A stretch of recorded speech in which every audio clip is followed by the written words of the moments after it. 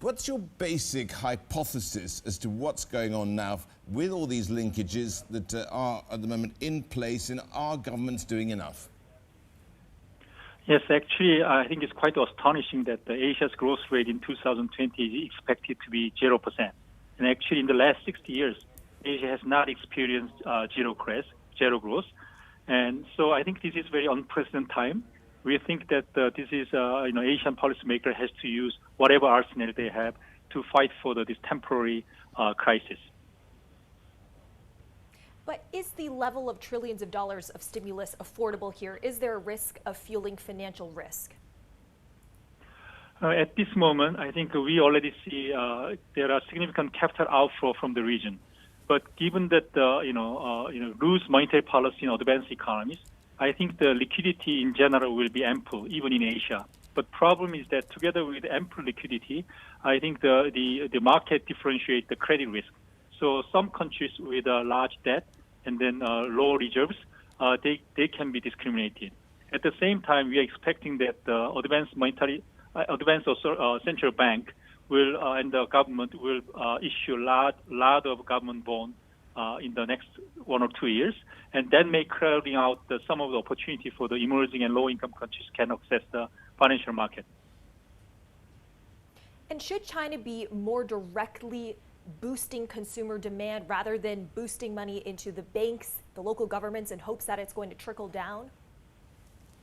No, actually, China is doing more many things, and this time they actually helping their policy focus on contain the spread of the disease, and their fiscal and monetary policy focus more on the small and medium enterprise and poor section of the population to directly help them. The problem is that in 2009 global financial crisis, China used enormous fiscal surplus, which is amount to 8% of GDP. That actually helped China maintain growth rate at 9.4%, and at the time that really helped the Asian countries to maintain their growth rate.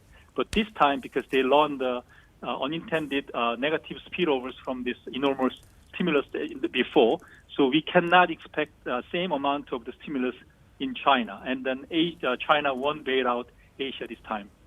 We've got these numbers, a bit of a surprise in Australian employment moving to the upside, but these sets of data, I should say, perhaps haven't really at the moment been able to collate what is going on the ground yet in full effect. When does the data really at the moment reflect what is happening on the ground in this part of the world, Changyong?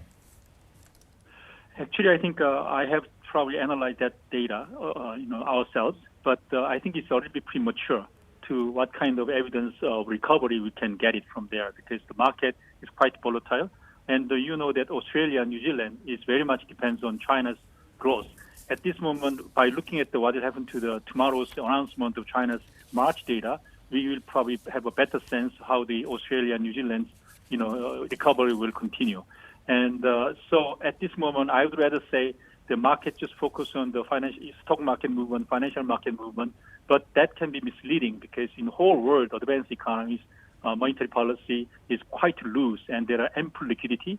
And then also there is a hope from the market that this whole effort to contain the virus in the United States and Europe, people are now talking about whether it's going to be reached a peak soon. But depending on the future progress of the pandemic, which is very hard to forecast, I think that the global economy can have upside potential than our forecast. But at the same time, the downside risk, if the containment is not as quickly as possible as the market believes, then there can be a downside risk. So I think I do not want to be, be pleased or to be saddened by the 1 day's observation at this moment.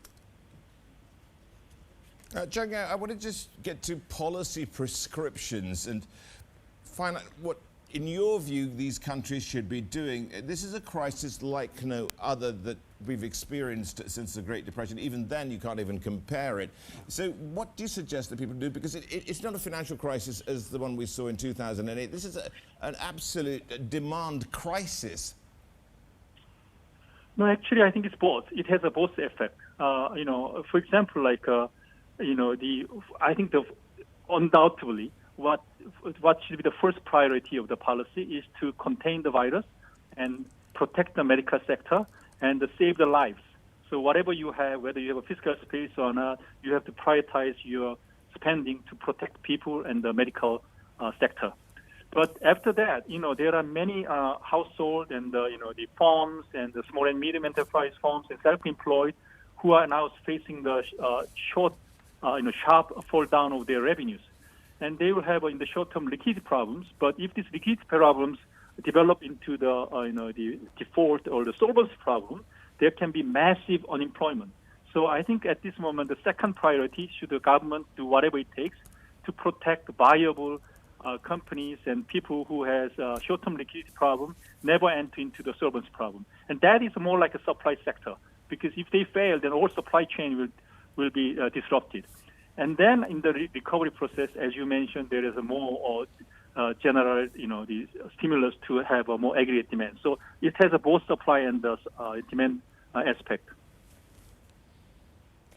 Changyong, earlier this morning in your opening remarks, you said that for emerging markets with limited fiscal space, they might need to consider how to use central bank balance sheets flexibly to help these SMEs. Can you expand on that idea?